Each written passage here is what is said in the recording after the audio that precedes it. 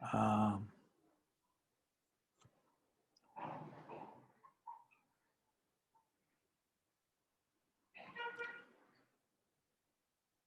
there are some technical glitches we always have, but here it is. Okay. Here we are. Okay. So here you are. We're going to speak on a topic called divine shakeup. Yeah. And so I'm thank you, Pen, for the introduction. Your mom did not understand English, and so she felt I was the best. So anybody who doesn't understand English, they will conclude I am the best. But those who understand English, I think in our church we have fantastic communicators, and we are really blessed. Under the leadership of Ashok, he equips and trains people so well. And there are better and better speakers coming day after day. There are good male speakers and there are very good female speakers. So we are indeed very blessed. So my topic for today is called Divine Shakeup, the Divine Shakeup. There was one man who went on a holiday to Europe, to Switzerland, and there are those famous mountains called the Alps. Just like we have the Himalayas, they have the Alps, very famous. And he went and booked he went to the top of this Alps and he booked a chalet, a nice room for himself. But next day morning, when the sun rose, he heard a very huge crackling sound, and there was a little shake. The chalet that he was living in shook a little bit, and so he thought there was an earthquake. He ran towards the reception counter and he said, "Is there an earthquake? Is there an earthquake?" And the lady calmed him down and said, "No, this is not an earthquake. Our hotel, our chalets are based on the east side of the Alps. So when in the morning the sun rises, then the snow expands and then it gives a huge crackling sound." And she said to him, "Don't worry, it's not the end of the world, but this crackling sound means is the start of a new day. It's the start of a new day." Right now, with this pandemic and economic collapse and many things, it looks like it is the end of the world. But for you and me who are people of faith, it should not be the end of the world. It should be a sign of a beginning of a new day. And for us, the sound should be positive. Though, of course, there are many sounds which come across negative. The political turmoil that is going on in Bihar or in USA and many other nations, the global warming, air pollution, the confusion caused by media all over because of their inappropriate reporting. And in the Middle East, all the nations that are there is a big uprising. There are so many militant groups, and they themselves are divided. They are fighting amongst themselves, and there is a political unrest going on in South Korea and Hong Kong. There are nuclear ambitions of North Korea, and we often hear also among the Christian circles, some men of God are falling in sexual sins or abuse of power or misappropriation of funds. And of course, not to forget this famous COVID-19 pandemic, the search for a vaccine, and the economic collapse. All this, for the people in the world, it seems like the end of the world. But for us, people of faith, it must be the start of a new day. Now, we are not spared of this fallout, whether political or emotional or financial or religious issues. We are not spared. But we have a understanding of scriptures that calms our mind that God is in charge. He is seated on the throne. All authority in heaven and earth are given to him. And whatever happens through the divine permission of God. He is in charge of nature and he is in charge of history. History and nature are in his hand and it serves his purpose, whatever unfolds. And what is happening is nothing new. It is whatever is prophesied in the scripture, and therefore we should not be worried. And what we want to say therefore is, this is what we are told. Periodic shaking is prophesied in scripture. Periodic shaking is prophesied in scripture.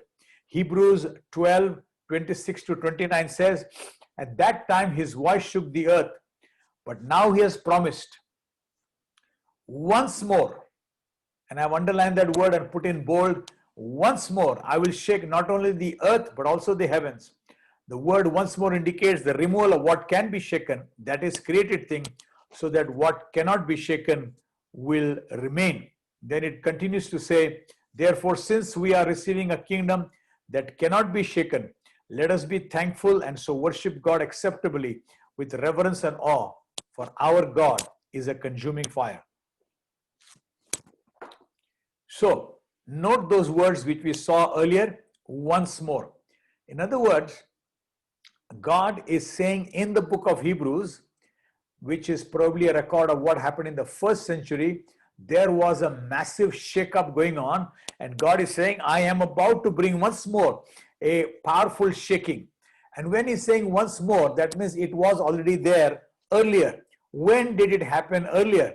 And we are told this verse actually comes in Haggai chapter 2, verse 6 and 7.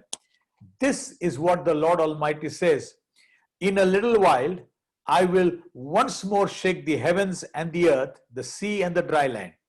I will shake all nations, and what is desired by all nations will come, and I will fill this house with glory, says the Lord Almighty. So, verse in Hebrews is actually duplicating some parts of this verse in Haggai. But we are so shocked because in Haggai, he's also saying once more. That means some things have happened earlier, and in Haggai it is happening once more, and later on happening in Hebrew once more, and now also it is happening in our midst once more. So was there some major shakeup in the past? Yes, during the times of Moses, Egypt was devastated, but the Israelites were liberated from slavery after 400 years. To Egypt, it may seem like that devastation of all the forces of nature that came and wiped out most of its economy. To the Egyptians, it may seem like the end of the world, but to the Israelites, it was the start of a brand new era. Praise God. It was the start of a brand new era. You have later on, during the time of Joshua, the 7 Canaanite nations were evicted. They were driven out, they were killed, whatever, they were annihilated, and the Israelites occupied it. To the Canaanites, it was looks like end of the world, but to the Israelites, it was the start of a new era, and the kingdom of God in Israel was being established. Many years later, the people of Israel were taken on exile by the Assyrians and Babylonians. But then something happened there. The Babylonians were attacked by the Medes and the Persian. Then the Medes and the Persian who took over the nation of Babylon were attacked by the Greek nation. And then the Greek nation were eventually attacked by the Romans. And so everything that could be shaken was shaken. But in this process, the Israelite people who were in exile managed to come back after 70 years in exile. And they rebuild Israel, rebuild their city, rebuild the city walls, rebuild the temple, and establish themselves all over again. Again, to many of these nations, it was looked like the end of the world. But to Israelites at that point after exile was rebuilding of this world. During the times of Jesus in the first century, the then known Roman world, the world was shaken through the Roman Empire. But eventually, Rome bowed its knee and acknowledged Jesus as Lord in AD 325 during the time of Emperor Constantine. And so in various times in history, God does this shaking because in his shaking, he wants something to be demolished, which should be demolished, so that that which cannot be demolished will remain, basically the word kingdom of God. We'll look into that shortly. And so, and this is continues to happen right till today that we see. All of us periodically will have to go through a shake test and a fire test. In 1 Corinthians 3, we are told that everything will be tested by fire. That which is made up of wood, hay, and stubble will get burnt to ashes. But that which is made up of precious metal, gold, silver, and precious stone, the fire will only refine them. And therefore, it tells us that periodically when there is a shake test and a fire test, is our work like wood, hay, or stubble, or is our work like gold, silver, and precious stones? So we have to go through shake test and fire test, and we need to see how we are building our work. Now, what is the purpose of this shaking? Haggai 2:6 says, this is what the Lord Almighty says, in a little while I will once more shake the heavens and the earth, the sea and the dry land. I will shake all the nations, what a desire of nations will come, and I will fill this house with glory. In other words, this pandemic, this economic collapse looks like so tragic, but actually God is working out his plan to fill his house with glory. The idea of shake-up is that God's glory will come in our midst of us. And so we praise God, and we should anticipate the filling of God's house with glory. We should anticipate a revival that is coming. We should anticipate the fulfillment of many promises. Yes, in some ways we are not exempted from the shake-up, but we must look around the corner.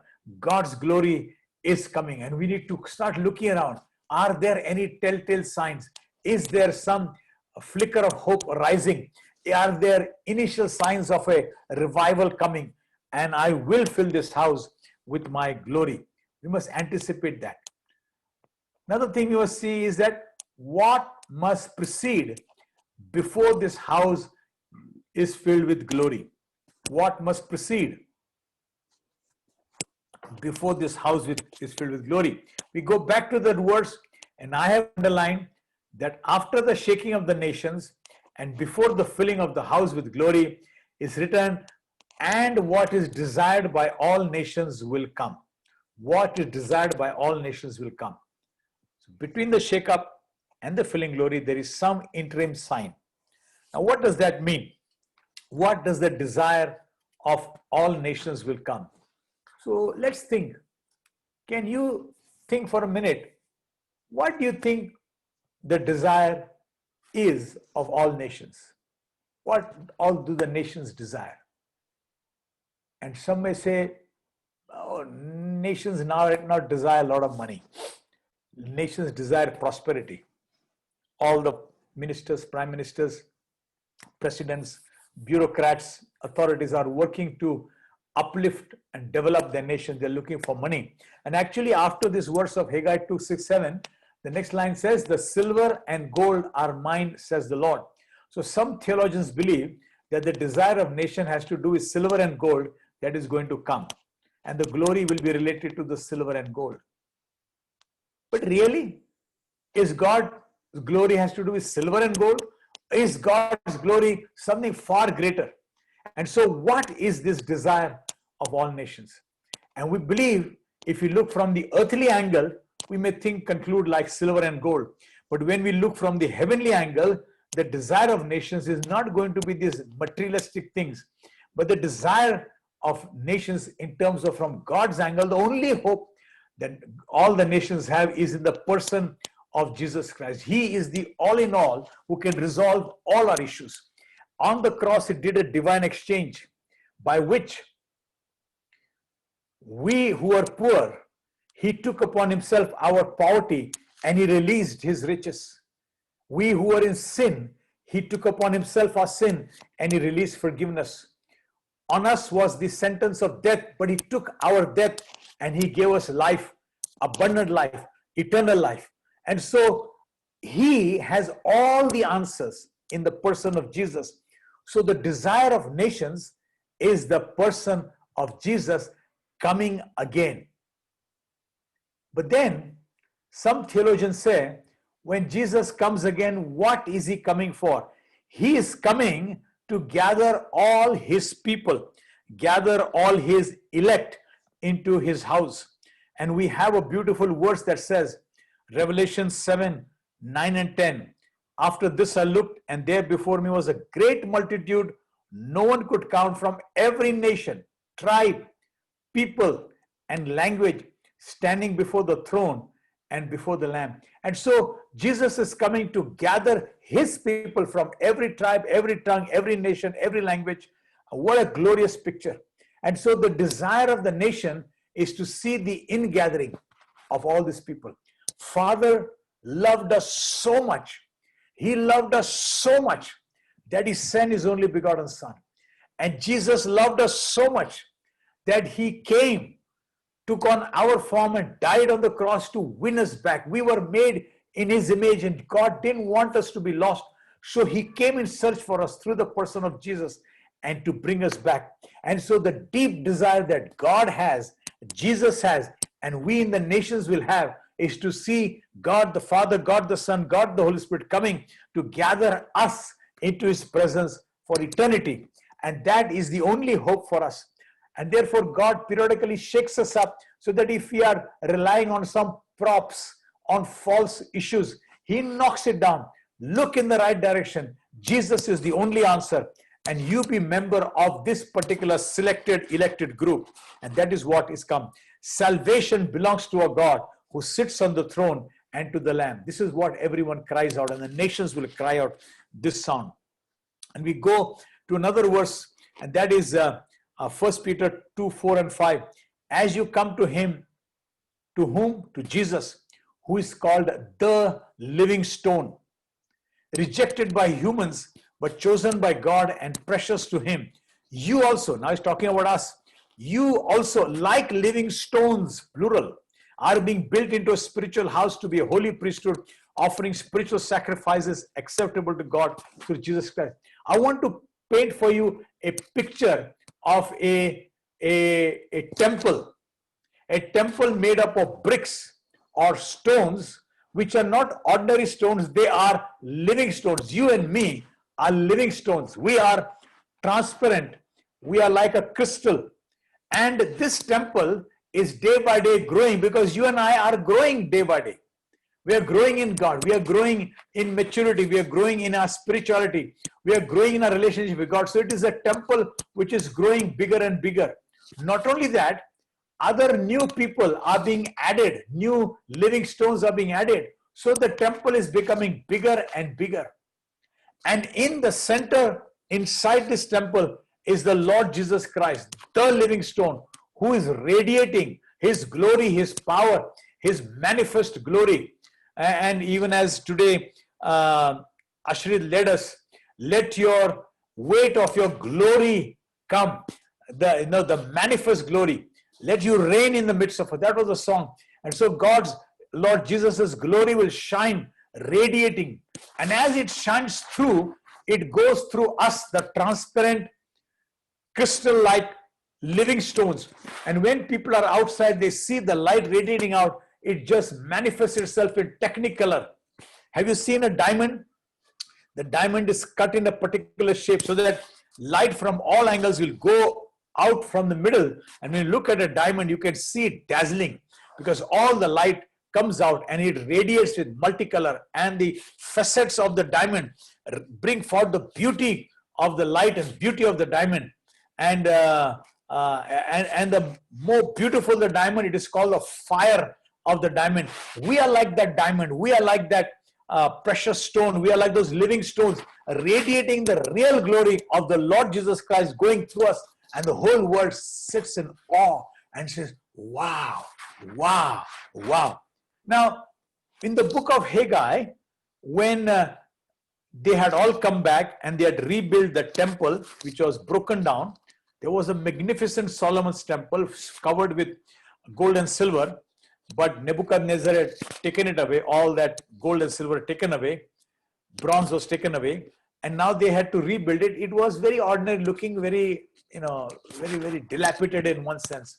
Didn't have that silver and gold. It looked very terrible. But Haggai is saying the glory of this temple will be greater than the former.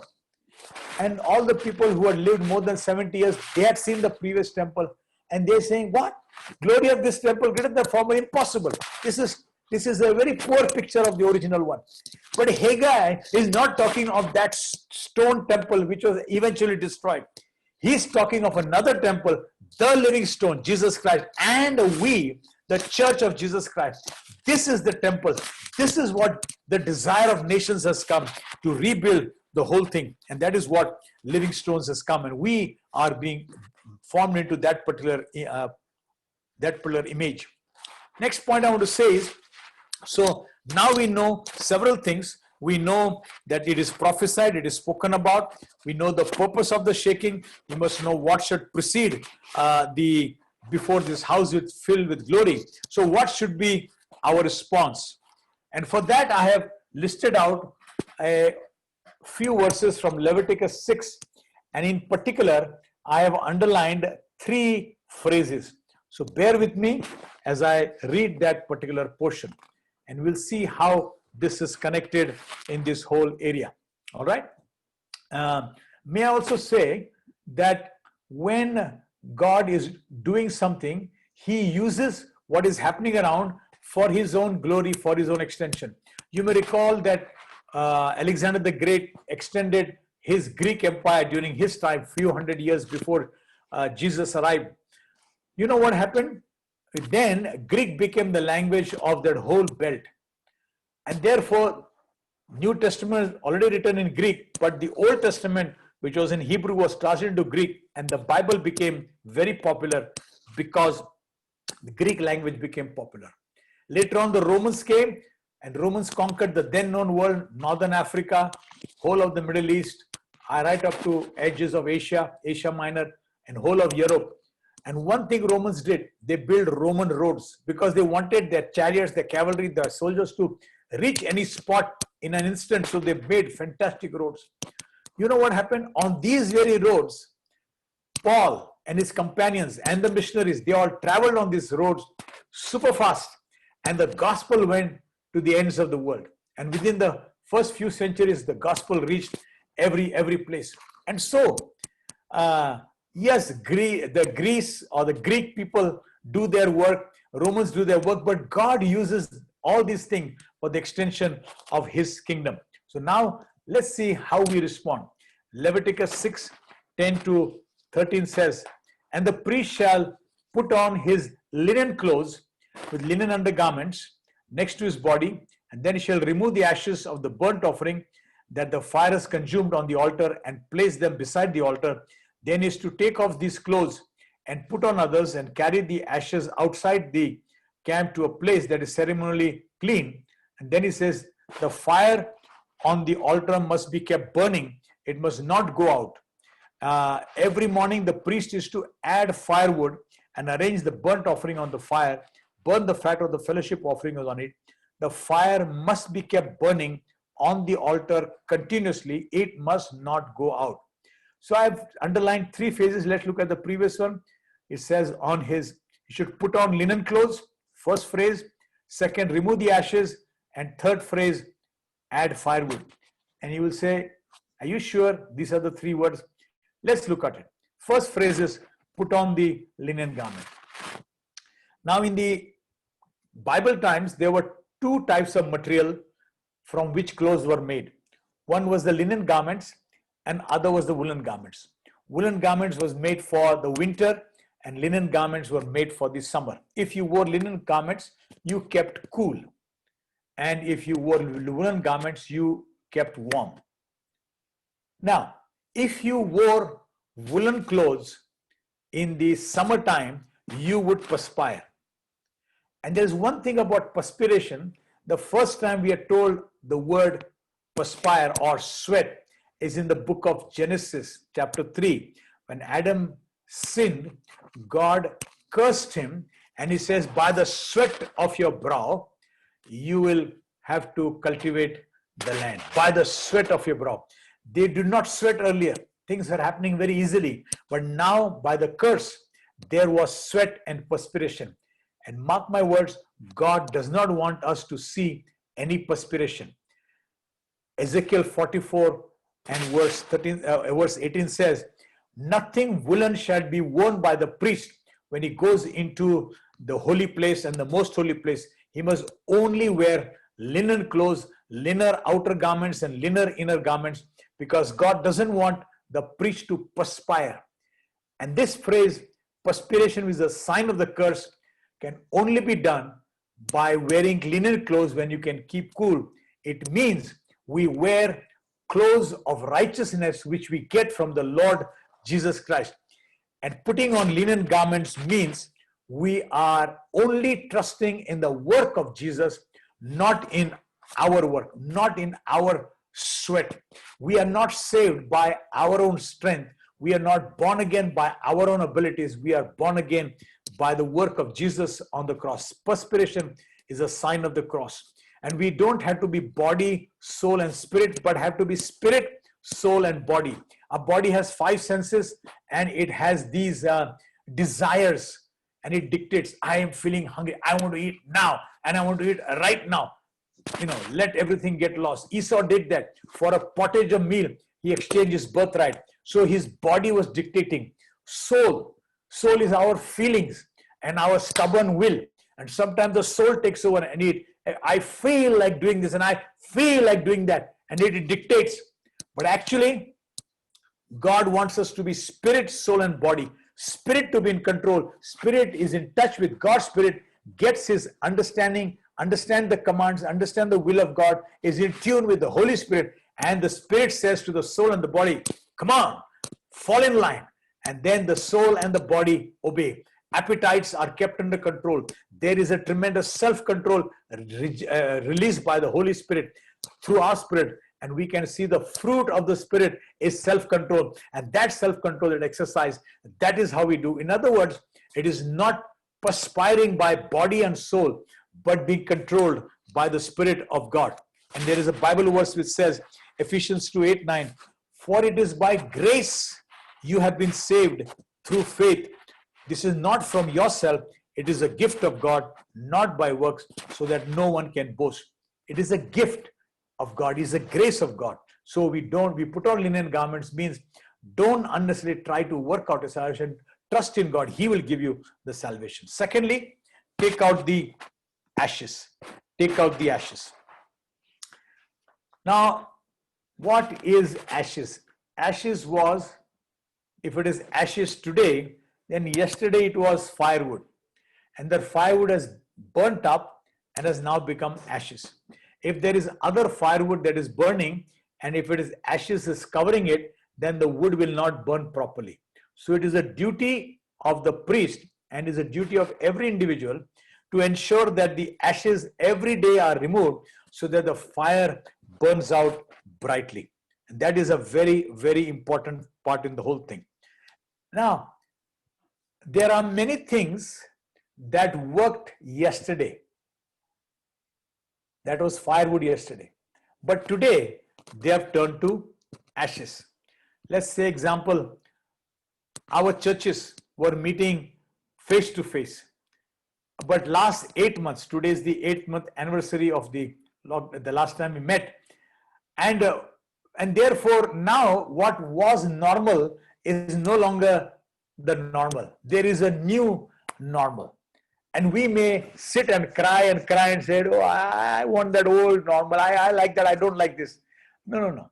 What was effective yesterday, we can make it effective today in a different way. That has turned ashes, remove the ashes. This new thing that has come called Zoom, called WebEx, or whatever, online, or YouTube, or Facebook. This is the new media that is communicating the gospel. Did you know that in some churches, they have, say, 200 people, and when they go on the YouTube, they find that there are 300 people connected. In other words, through Zoom or through YouTube, more people are joining in. And I think that's a fantastic way to do that. I recall a couple of months ago, you may all remember that it was Dr. Manu who called me to take a seminar on parenting for his colony in Whitefield. And all his pet owners, he's the doctor, veterinary doctors, all his pet owners, they came on Zoom, and I did the parenting seminar.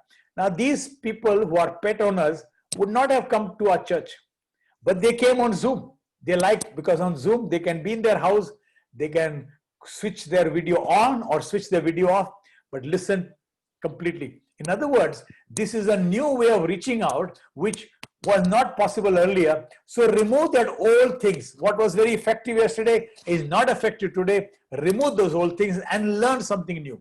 Find out ways and means by which we can capitalize on this whole thing. Take out the ashes. In this new era, can we still thrive? Can we still be energetic? Can we still be zealous?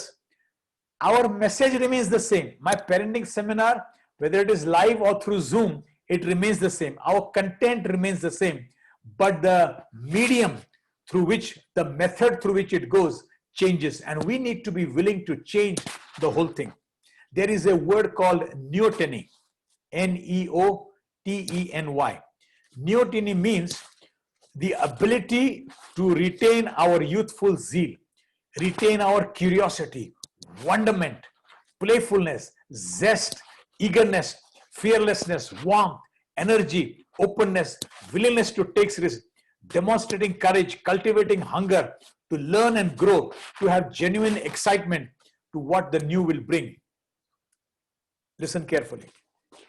Instead of feeling depressed, the world is depressed right now, the world is discouraged, the world is down. But we, if we have neoteny, we can say, what is the new thing God is doing? Can I be on that bandwagon and capitalize on this new thing? Can I be as energetic and as excited as I can? I want to tell you good news.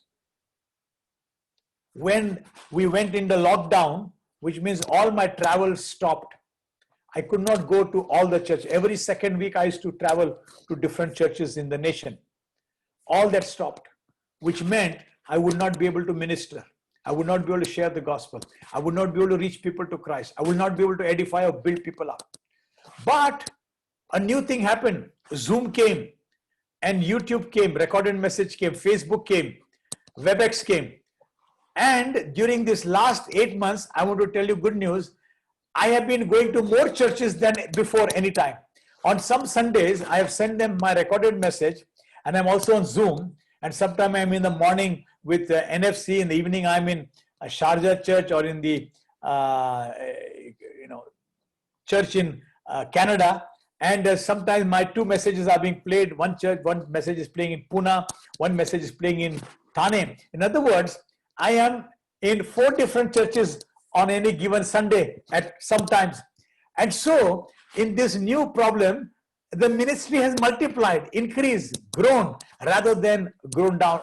We must get excited. What is the new thing? Satan is trying to curb us. Well, God is breaking out. God is in charge. He is building a new thing, and we got to ride this bandwagon that God has given us and keep going. Therefore, remove the disappointment, remove the disillusionment, remove the old things, and enjoy the new thing that is there. If you enjoy it, the wood will burn brightly, the firewood will burn brightly. Otherwise, that negative feeling will just curb it down completely. And finally, we got to add firewood.